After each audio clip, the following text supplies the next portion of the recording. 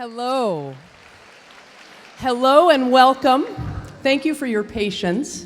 It is so wonderful and exciting to look out and see you all. If enthusiasm and making connections and friendships rekindled were the measure of reunion, we're having a great success.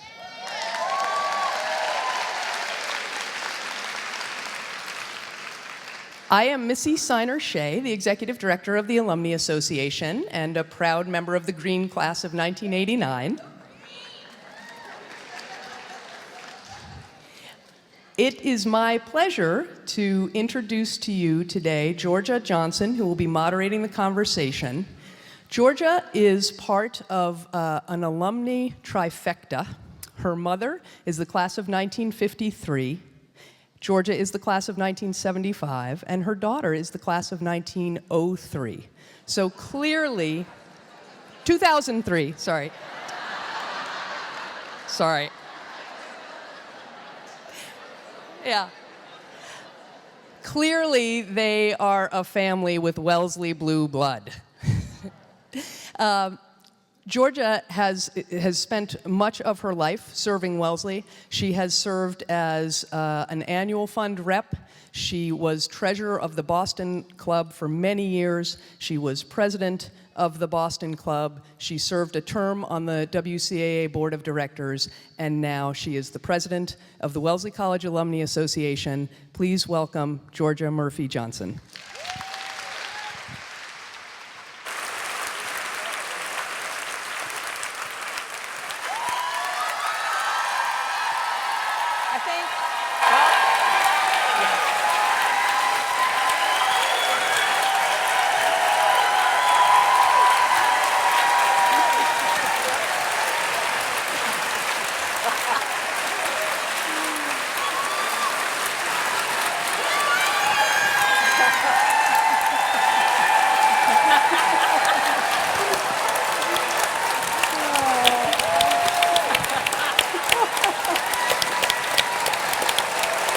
Ladies, maybe we should take a bow.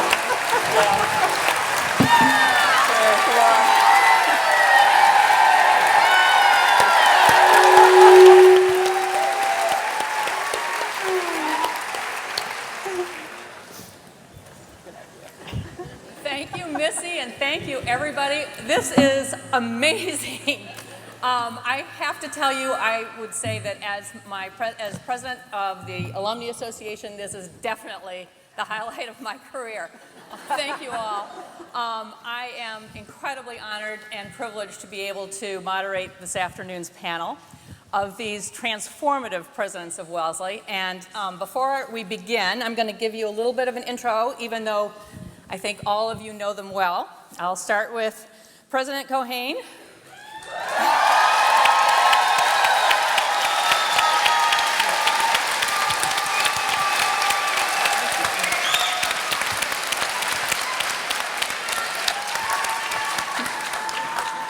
President Keohane was a class of 61.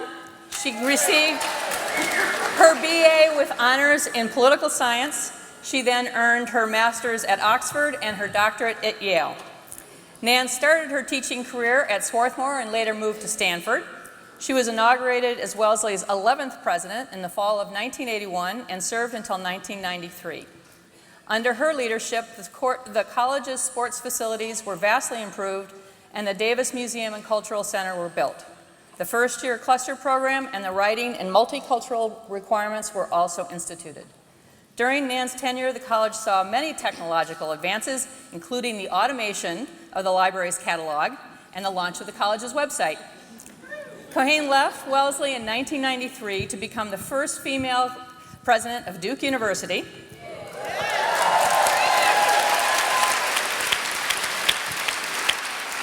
Where she served until 2004. In 1995, President Keohane was inducted into the National Women's Hall of Fame.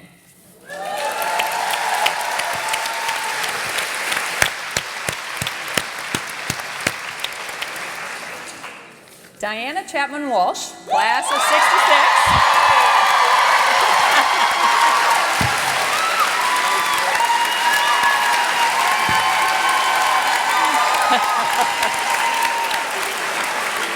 Received her BA from Wellesley in English.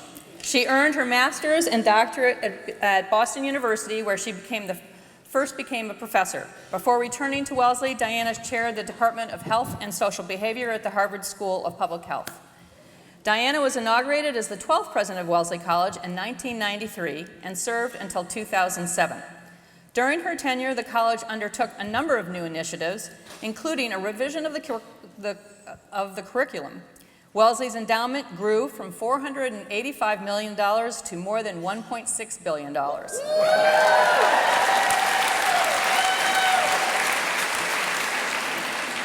And the college set a record for campaign fundraising by a liberal arts college. You did too. During Diana's leadership, the Lulu Chow Wang Campus Center, the Davis Parking Facility, and the surrounding Alumni Valley were developed.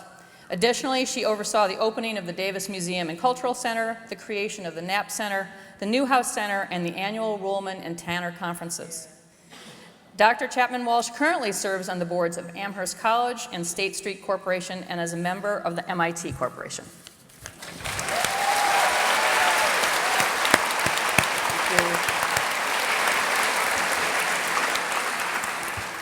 H. Kim Bottomley grew up in Montana.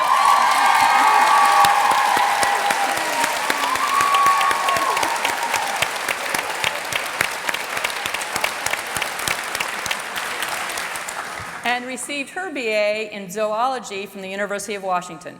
She earned her doctorate in biological structure from the University of Washington School of Medicine, and she did her postdoctoral work in immunology at the NIH, after which she joined the Yale faculty, where she served for 27 years.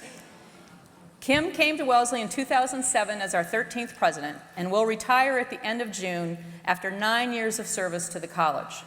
During her tenure, she oversaw the establishment of the Albright Institute for Global Affairs and forged strategic partnerships with other higher education institutions, both in the United States and abroad, the most recent being Ashoka University in India. Kim championed campus renewal and worked tirelessly to create a sustainable budget model for the college. She led a thoughtful decision-making process that concluded in the reaffirmation of Wellesley's identity as a women's college, and she established the President's Commission on Ethnicity, Race, and Equity, otherwise known as CERI. During her tenure, Wellesley launched the largest capital campaign in its history. An early $50 million gift from 2 alumni has allowed Wellesley to address one of Kim's dreams, a new college-to-career initiative that will support Wellesley women from the day they first set on campus and throughout their lives. Kim looks forward to her next adventure when she steps down at the end of the month.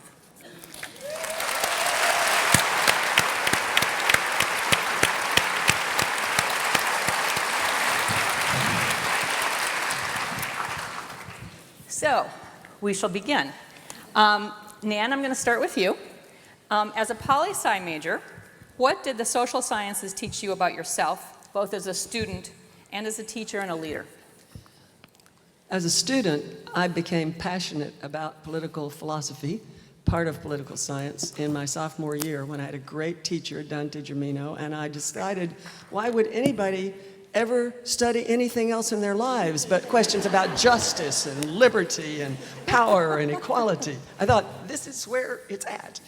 So I loved political philosophy, but I also took several other courses in the social sciences, and your question really is more broadly about the social sciences, econ, psych, whatever, and went on to do a lot of work in more basic political science. As a leader, political science is a really valuable preparation because political scientists study power, they study the leadership, they study ways in which you bring people together into a community and in which people can be divided and what the conflicts are and how you understand them and try to bridge them. And in similar ways, psychologists and economists and sociologists and anthropologists are studying aspects of human behavior. And that's something leaders really need to understand. Diana, how about the humanities? Well, first, I want to thank Kim for thinking of this and organizing it, and say what fun it is to be back at reunion with Nan. We're on the same reunion cycle. We just looking at the reunion program, we noticed that when they list each class and all its illustrious members, they don't mention anybody who's a president. It's because this is the only reunion cycle in which there are Wellesley presidents. Two of them. That's good.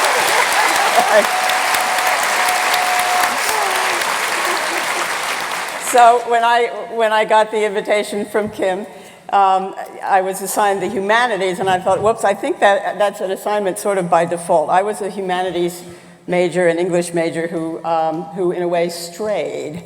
I remember very vividly the English professor our senior year as majors who said that she would be very disappointed in us if we relegated our interest in literature to the New York Review of Books. It's pretty much what I've done, I confess. I don't even always get through it. But I do have enduring affinities with the humanities, and the humanities here reflected, among other places, in the Newhouse Center for the Humanities, which is a wonderful place of deep thought on the Wellesley campus.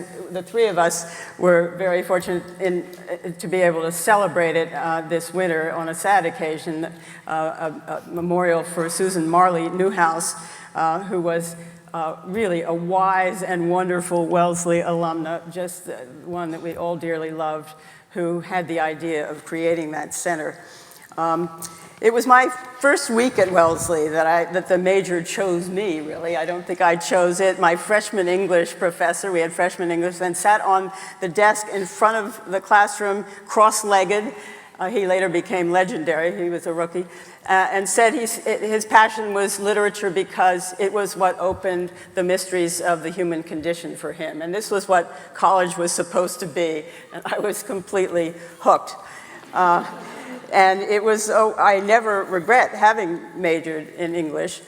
The 4 years at Wellesley gave me an appreciation for the diverse perspectives in the humanities, and that's something I've carried with me throughout my life, the importance of perspective, of multiple perspectives.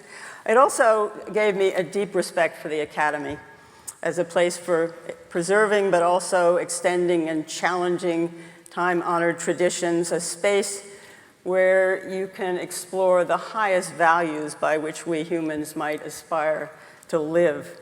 And it did offer me a beginning appreciation, as I said, for these different disciplines and different perspectives. It sowed the seeds of the leader I later became, and that was a leader who came to understand leading as learning, as a lifelong project of learning, as Wellesley teaches all of us, I think, and every one of you continues to be a lifelong learner. I also understood leading as a process that began from within and developed some specific disciplines to make sure that I could be a leader worthy of trust. I've done some writing about that. Before I could become a leader worthy of trust, I realized that I would have to get over myself and curb my perfectionism and lighten up and connect my mind to my heart to learn to trust myself. And I've had a lot of help with that over the 5 decades now that we're back, from caring and forbearing teachers and colleagues and mentors and friends, starting as a student here. Get over yourself. And extending through the years, and I am just tremendously grateful for it all. And Kim, the sciences, how has that impacted you? Well, Nan telling her story reminds me that one of my formative experiences as a scientist was when I was in college, and I had a great course where we got to actually conceive of an experiment and carry it out. And that was probably really a determining factor for me in terms of really wanting to be a scientist. But what I learned from that was that it maybe is not such a great idea to take your experiment, which was, in this case, involved collecting small crabs from the seashore and doing those experiments in the sink in your residence halls that you share with a lot of other people. I love the course, and the experiment worked out really well, but there's a sort of a learning curve about the needs of others along the way. But along the way, I think that science has taught me a lot that would, it's a way of thinking that I think has been very useful as I've developed my leadership skills, and it was very useful in thinking about the presidency. The presidency of a college, like scientists, the presidents have to often solve problems for which there is very little precedent. There are no set answers. You have to discover the way to go forward. You have to make decisions. And you have to really sort of do this on a daily basis. So for me, being a scientist helped because I had learned as a scientist to be very evidence-driven. I always wanted to make decisions based on gathering as much information as I could. What do we know about this problem? What have we learned from the past? How would it apply to today? And a really thorough understanding of the points of view out there that really weigh in on the problem you're trying to solve, whether they're ones that agree or are contrary to the points of view that you're interested in. The other aspect of being a scientist that helped me was that modern science is all about teamwork. There is no scientist that works in isolation. So running a college and almost all the leadership positions I've had have been about really getting a lot of good advice from other people.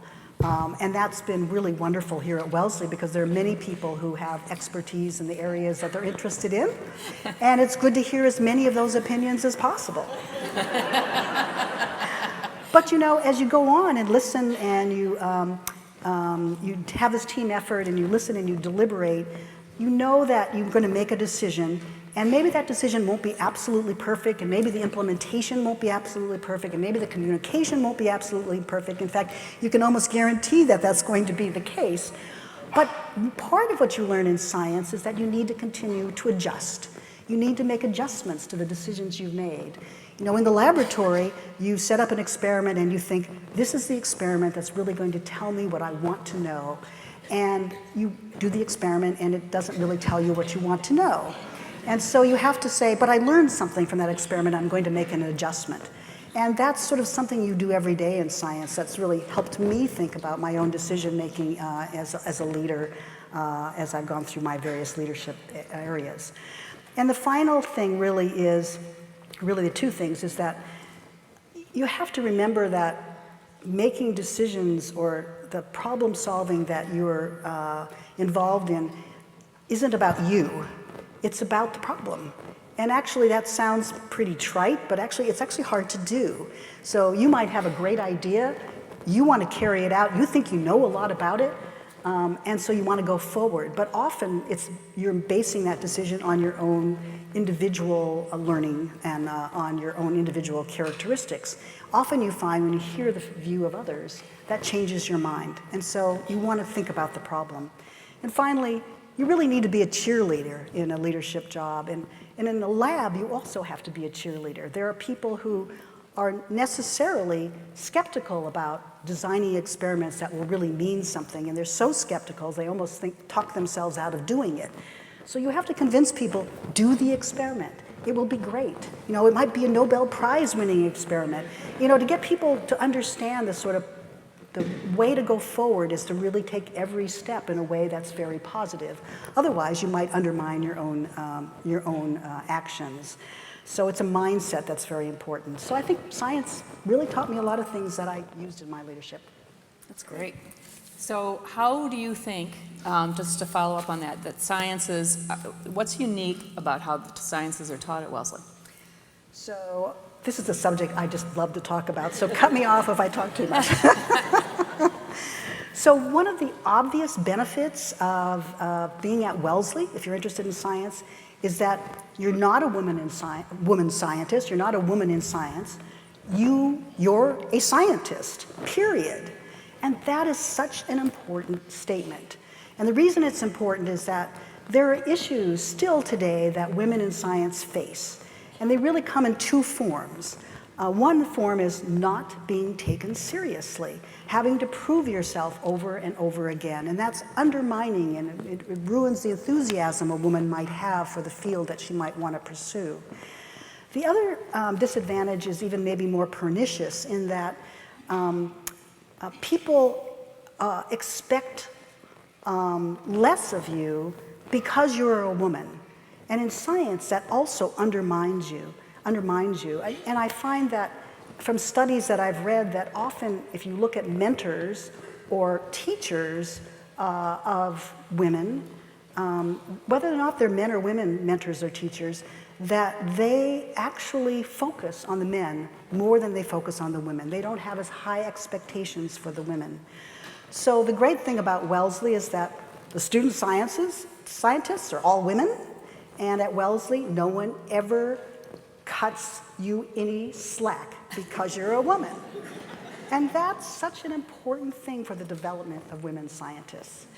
And then the other thing that's really important about Wellesley is that the faculty are fabulous role models for the students in creating an environment that really makes students feel enthusiastic about science and want to continue with science. And so when parents ask me, well, my daughter doesn't want to come to Wellesley even though she loves it because she thinks she should go to a big research university because she's interested in science, I have to tell them that's just the wrong way to think. That coming to Wellesley, being interested in science in a place where they're going to work directly with professors, do research with professors, give papers with those professors at national meetings is exactly where a student should come to be excited about the sciences. So it's not an accident that a disproportionate number of research scientists that actually are in the universities around this country actually were educated as undergraduates in liberal arts colleges, and particularly women's colleges. And finally, I think Wellesley has a huge and long history of being very successful in the sciences. We were the second college to have a physics laboratory and only second to MIT. We rank highest among liberal arts colleges in the number of women graduates who earn PhDs in the sciences or engineering. And we consistently are among the most productive institutions for women who go on to medical school, dental school, or veterinary school. And so, on all realms, we just do a great job, and we have been for a long time. So it's a great, if you are interested in the sciences, Wellesley's the place to come. Thank you.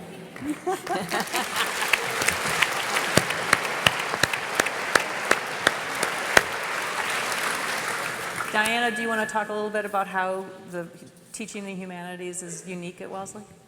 Yeah, a little bit. Maybe not unique. I'm always careful about that word, but there's something special. And we just heard why we've been so lucky to have a scientist at the helm of Wellesley College. But it matters, surely, that Wellesley is a women's college for the humanities, too, interestingly, and in sort of a different way. It might even sound a little contradictory, but I think it's complementary. So it matters. But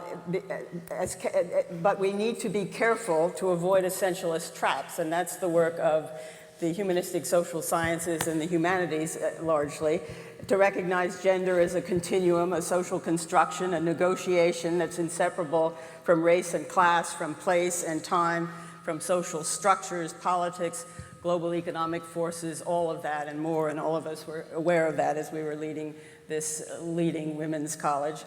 But still, I think Wellesley, as a college, and our humanities disciplines here, have historically resisted some forces, been somewhat kind of countercultural, forces that have really been sweeping the larger culture, I would say, in the past 20 years, including higher education. And there's a very robust critical literature about this. The pressures are often linked to the dominance of market thinking, of productivity and efficiency and competitive achievement, of the value added of these 4 years that you spend with your education. And those values, that kind of thinking is something that feminist scholars have over the years traced to the patriarchy, the myths of mastery and individualism and independence and instrumentalism, that everything is a means to an end. And those are ideologies, I think, to which Wellesley faculty, Wellesley students, Wellesley alumni have often stood in resolute opposition. And so I would say this of the special role of the humanities today and the humanities here. These disciplines can encourage us to ask the challenging questions about who we are and where we're headed. The big existential questions, the ones that drew me to study English in that first week of college, and questions that loom ever larger now, I believe, and I think many of us do, as we face larger and graver threats, including very serious environmental challenges, existential challenges. We come to terms with those threats, I believe, when we carve out spaces for deliberation, for reflection, for encounter, spaces that nurture intellectual and emotional resilience in a spirit of honesty, of compassion, of mutuality, when we bring care and attention to the present with all that we can bring to it and together imagine a future that might be. This is work as demanding and intricate, I would say, as the scientific method is, the method that has brought us the immense benefits of modern life. It's rebalancing work, in a way. Science and technology have brought us so far, but there is this other side. Rebalancing work to which the humanities and the arts bring fresh ways of perceiving and of knowing, ways that build on modes of inquiry that have been developed over thousands of years. This is the work of making and sustaining connections to which many of all of you gathered here have dedicated your lives. And it's work that has never been more important, more essential than it is right now at this point where we stand in world history.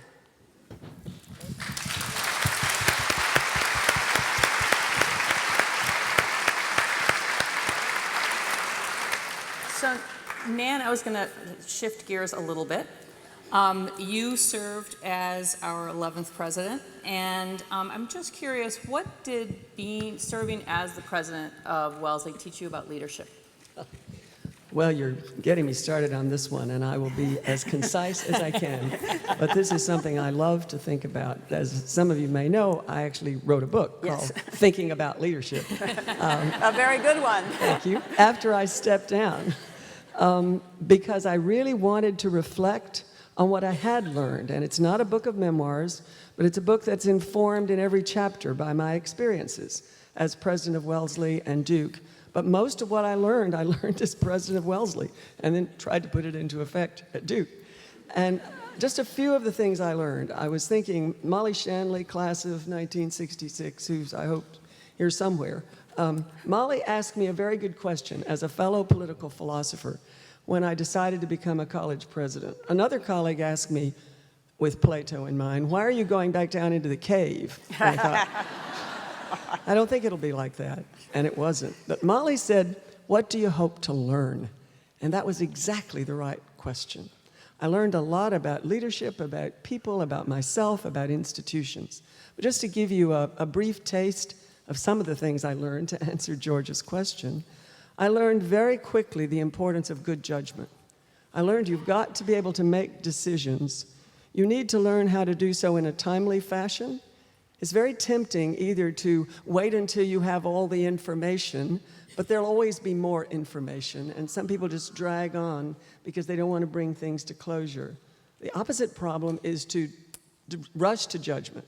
Decide you have to move so quickly that you don't really take into account what you should be looking at. So knowing how to make decisions in a kind of Goldilocks fashion, in a moderate way, right in between.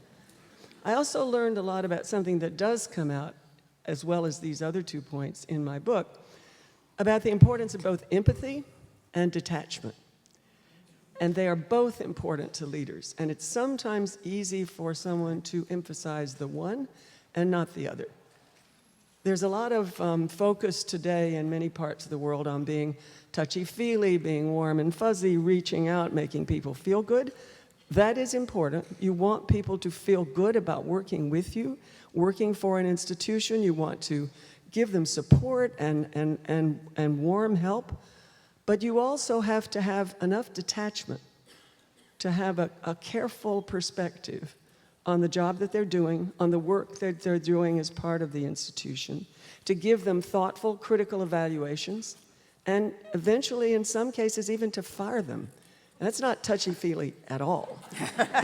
And you've got to be able to have both empathy and detachment. I learned that very quickly at Wellesley because I may have tended to lean in one direction or the other. Just a few of the other things I learned, and this is the one I really want to focus on, I learned how important it is to delegate authority. And as a political philosopher, I didn't know that. I didn't know what that meant, but I certainly had to learn. Nobody can do a job like President Wellesley all by herself. And Anybody who tries is really deluded. And so I very quickly learned that there are a lot of talented people around this place, and almost any institution probably any of you are part of, who are eager to contribute, who want to be given a chance to stretch their muscles, so to speak, and you give them an opportunity. You give them a chance to take some risks that you think they will be willing to surmount, but if not, they can learn from the failure and the institution won't collapse. And learning how to delegate and how to deal with people, and then equally important, how to thank them when they've done their work. And some people forget that part. They just move on. Some really pernicious people even take credit for the work of someone else, which is about, to me, the original sin in leadership. Instead, you really want to give people credit, sometimes when it really wasn't, when you actually did some part of it. You want them to get the credit if they did much of it. And with that spirit in mind, I learned, therefore, at Wellesley, both to ask and to thank.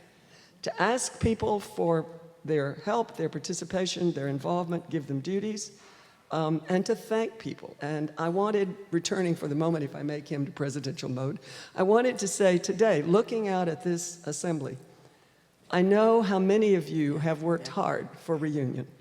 I know, looking at all the lists of the reunion chairs, the class officers, the various duties that you've done, I hope you've mostly enjoyed it. It has certainly led to a magnificent outcome. But it means, you know, somebody asked you and you said yes, and you deserve thanks. And also for those of you who've given, it matters. The money matters to Wellesley. And we thank you for that as well. And if you haven't yet had a chance to give and want to raise,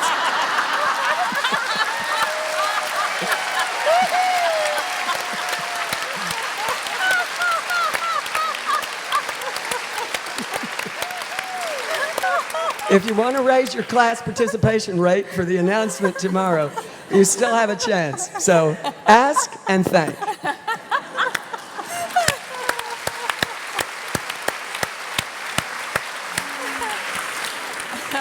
Thank you, Nan. I really love that last plug.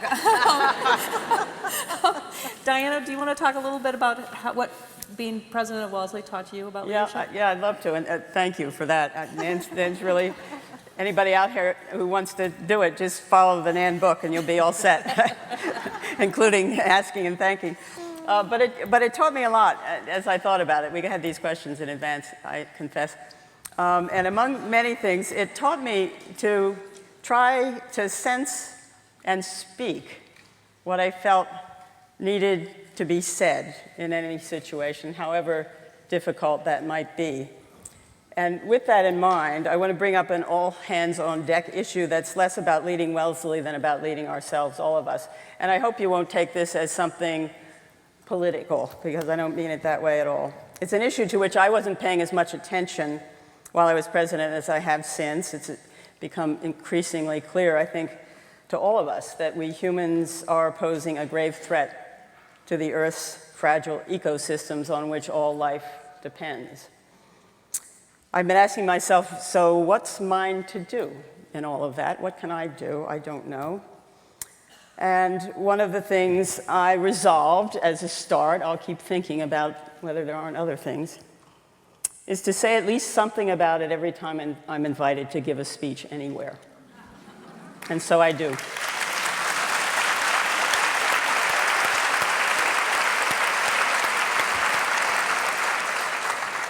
The challenge always is how to say it, how to bring it up. My daughter jokes that I might get a few likes on Facebook if I would stop posting things that makes everyone miserable. All of this bad news.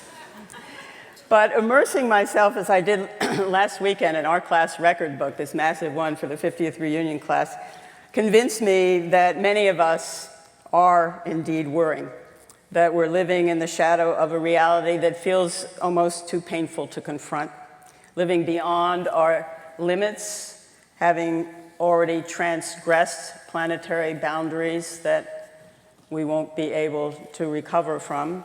We're troubled by the conflicts that climate warming is already causing, the suffering already being inflicted on those least responsible for causing it, least equipped to adapt, least able to resist the powerful forces bent on protecting their private interests at public expense. We agonize, all of us, over the waves of refugees risking everything in search of safer ground on which to raise their children. A friend, a philosopher who spends all of her time now, she walked away from a tenured position, raising the alarm, says she's invariably asked, what can one person do?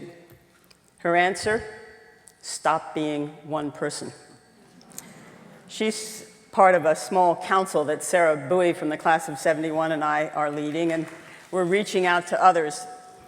And that's something all of us can do, reach out to others. Something else, a classmate wrote in our class record book that we may lack the power to avert changes we see ahead, but we can, quote, choose to stay centered and offer calm and a new perspective as a form of support for those we encounter. We can pay attention, close quotes there. We can pay attention, we can inform ourselves, we can try to change our habits, we can spread the word, we can vote, we can get out the vote, we can even engage politically and participate in nonviolent resistance if we choose, thoughtfully, carefully, thinking about what we're doing. We can learn and witness, we can speak the truth as we see it emerging, we can refuse to look away. And once you've started looking, it's pretty hard to look away. We can tread lightly, we can avoid as best we can causing harm to any other. We can try not to cast shadow and instead to find sources of light. And so this too. We can raise up the values that bring us together here, back at this beautiful college where everything seems possible. We can reach out to strangers in friendship and mirror their intrinsic worth. We can connect more, we can linger more, we can laugh more, we can express our gratitude, and then we can open to a happiness that poet Mary Oliver describes, a happiness which, when done right, is palpable and redemptive. There's so much that we can bring, we women of Wellesley College. I'm so glad to be here with you.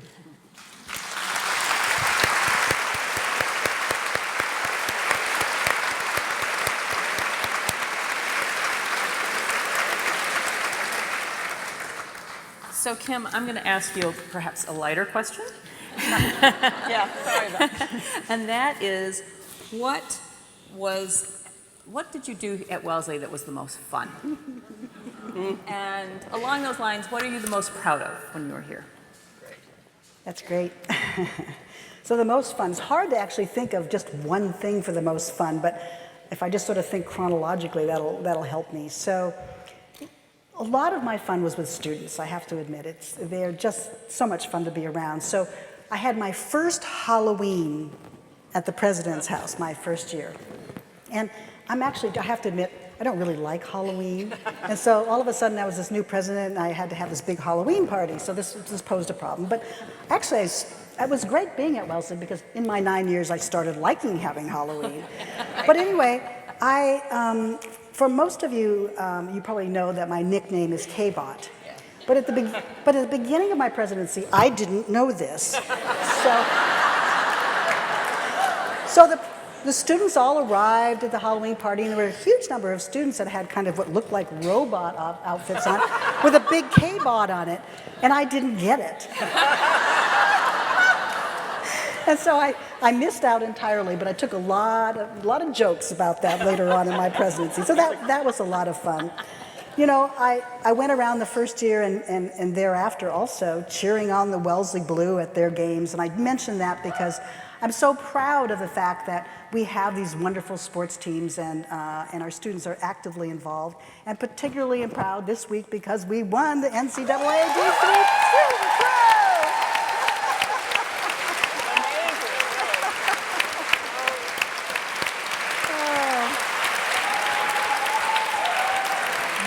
This is a first, and it was great fun being able to go down at 9 o'clock in the evening and meet the team returning back after a long drive at the Davis Plaza, and just, you know, being able to see this bubble-wrapped award they won, and it was just a wonderful experience. So it's great.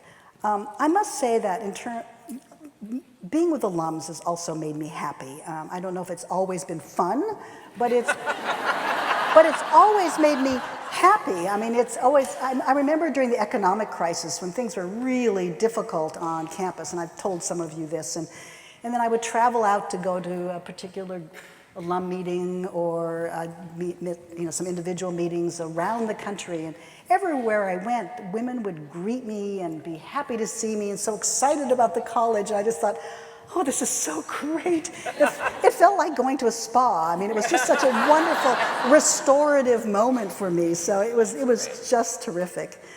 And then in terms of accomplishments, you know, you mentioned many of the things that I'm very proud of. The Albright Institute. I'm very happy that I could begin the campus renewal project. I mean, actually, it didn't begin with me. Diana handed me a big, thick book on the state of the facilities when I came on board. So this is something that's been progressing, and I feel very happy. And that's right. So, you know, it just takes a while to get these things going. So we actually made the plan, and I feel very happy about it. And I'm going to be handing it over to the new president, and that she will be handing it over to the new president. So this is not going to be short term. I would just like to say that probably the proudest I feel about Wellesley is that I've kept Wellesley excellent. I think it was excellent when...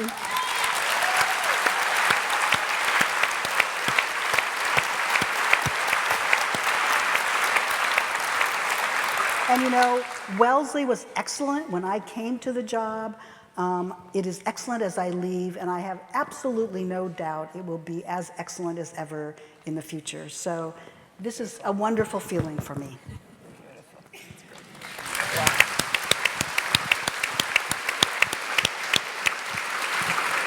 Nan, you want to tell us what was fun when you were here?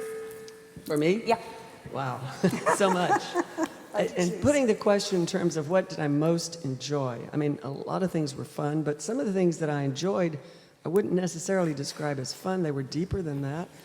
The first thing that comes to mind for me, and you will all appreciate this, is the beauty of the campus.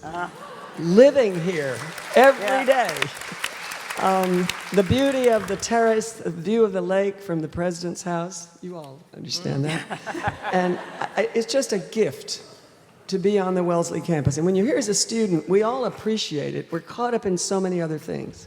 But when you come back as a faculty member or a staff member or a president, I think you really do appreciate this amazing place. The second thing I really enjoyed was the great diversity of people that I worked with in every kind of field. I mean, and knowing that everybody was doing something important for this place, and getting to know the folks in the power plant and the people who clean the rooms and plant the plants, and making them aware that I knew that what they were doing mattered and that they were really part of Wellesley, and feeling that bond was something I found very deeply meaningful. Another thing that I very much enjoyed was, and it becomes very relevant today, the privilege of representing this institution. Walking down the aisle of the chapel for, you know, the beginning of the year, walking in for commencement with the seal, and knowing that I was seen as representing Wellesley College was a tremendous honor, very humbling and very rewarding. And it reflects the really last thing I would want to say, that you mentioned, the love for Wellesley that so many people feel as you travel around, visit alumni, talk with students, and even people who have, you know, problems they want to share. In the end, they do it partly because they think this place is worth working for. And so I was thinking the other day, as several of you all have been thinking, so what does the Wellesley effect mean? To me, the best definition of the Wellesley effect was a husband whose name I will never know, and that gives a chance to thank the husbands and partners for being here as well.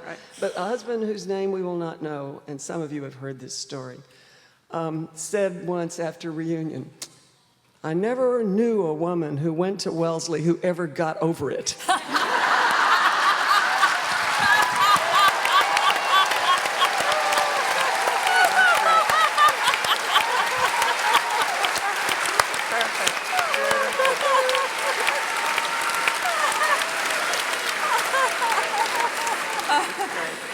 That was great. I have to say, this afternoon has been a wonderful pleasure. And as I'm listening to you and reliving my experience here and think about all that's been done under your leadership for the last 35 years, it is quite amazing. So we have a few minutes. If you were to give one piece of advice to our new president, what would it be? Nan, I'm going to start with you. Well, I would say, first of all, be ready for how complex the job is. Somebody will give you, for you, I'm sure, the new president, it will be a computer printout of all the things you have to do all day. For me, it was a little green card with every 30 minutes. And at first, I found that very difficult, but you get used to it, and you live your life that way, and you can accomplish an enormous amount. I guess the second thing I would say is to be ready for how deeply rewarding the job can be in so many different ways. So it will be complex, it will sometimes be frustrating, it will sometimes be exhausting. People simply sometimes ask me, so did you like being president of Wellesley? Did you love it? And I would say, some days I really liked it, some days I thought, what on earth am I doing here? But most of all, I found it deeply rewarding, and that's the sentiment that really dominates. And so be ready both for the complexity, which is unlike anything you've ever experienced before, whatever you've been doing with your life, and secondly, the deep joy and the sense of reward in this job. Diana?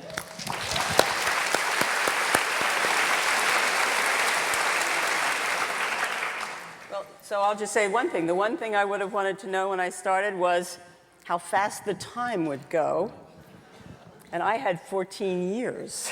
A lot of time, and it wasn't nearly enough in many ways. As sure as I was when I left that it was time to pass the baton, I suspect it's partly the influence of the half-century that I and my classmates are marking this weekend, but I'm acutely aware of what an English professor called the one-wayness of time. Last Friday, I watched the live streaming of commencement, Lulu's beautiful commencement address, and I felt, Kim, with you, the nostalgia of standing there for the last time, presiding over that amazing moment that just fills your heart with joy and pleasure. It's such a privilege. That's such a privilege. And I saw the faculty process in, and I saw lots of fresh, new faces, unfamiliar faces, the faculty turning over. I could see the wave of time, and I listened to you salute the retirees who were just reaching their prime when I was first here. And I recruited them. And Nan recruited them, yeah. Yeah. The one-wayness of time. It's poignant and it's real. And it's, as with much of life, I think, it suggests a paradox. Knowing how fast it would go would have pushed me in two directions, and they're both important for our successor.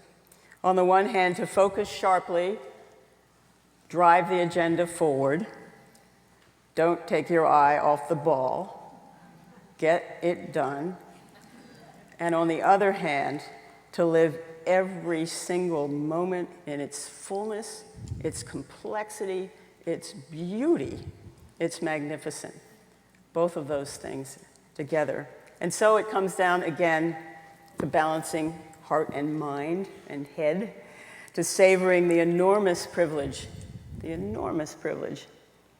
of the time that I had here and all three of us had, as you've heard, at the helm of this college that we all treasure and serve. We all treasure and serve, each one of us in our own time and in our own way, and that includes every one of you. What a pleasure, what a privilege, how lucky we are.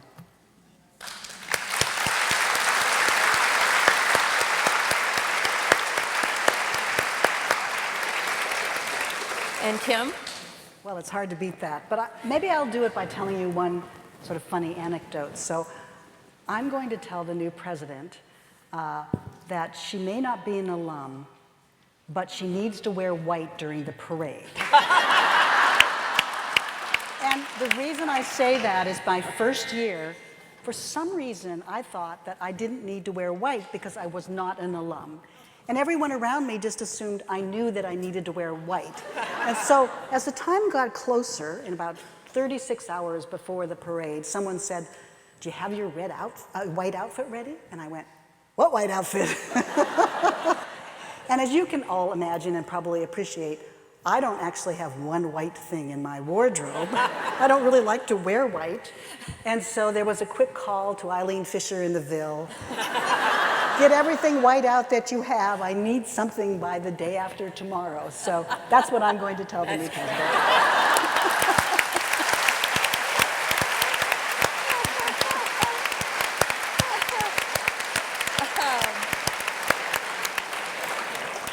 Thank you all. I know that Paula Johnson will be very grateful to listen to this when she comes.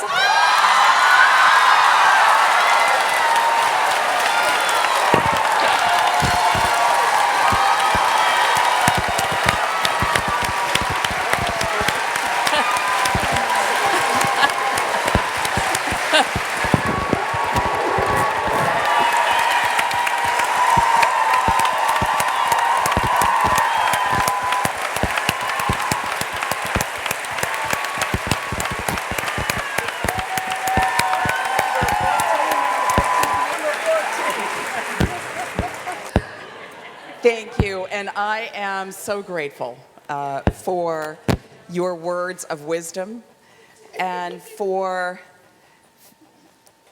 following you and walking in your footsteps. What could be more amazing? And, you know, when I heard about this panel, I'm not starting until July 1st. I heard about it, and how could I not ask to please sit in the wings to listen? And I can tell you, I have several pages of notes. And I'm going to ask you if I can please have some of it that you might have written, because they were words that were so important from your three perspectives, and they will really, truly be a guide for me. And to think about being here with all of you on the eve of my presidency is just such a gift. Wellesley women have played an important role in my life, and that includes my mother-in-law, who is here, Phyllis Sands, class of 46, celebrating. Bravo. She's in the back here. Just wave. She's there, right back there.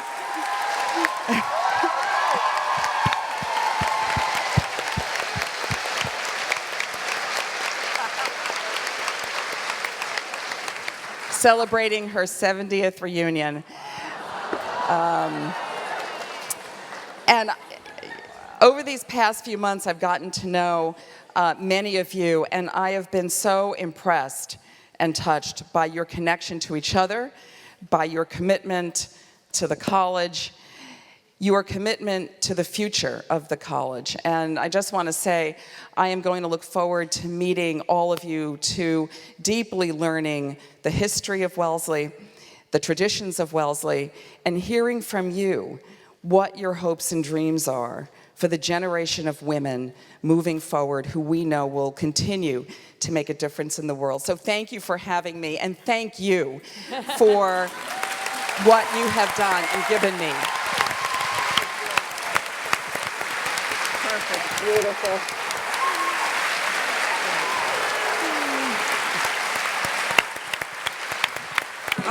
We lost the top.